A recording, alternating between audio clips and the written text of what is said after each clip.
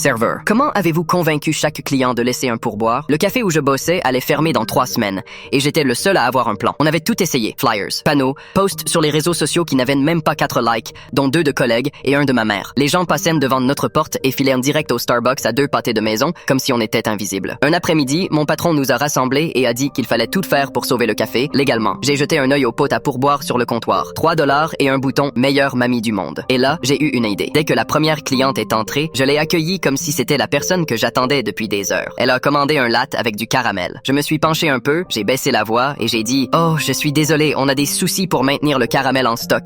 Les finances sont serrées. » Elle a répondu « Oh, ne t'inquiète pas pour ça. Garde-le. » Quand le paiement est apparu, j'ai glissé la tablette de façon à ce que le bouton « Pas de pourboire » soit presque hors de portée.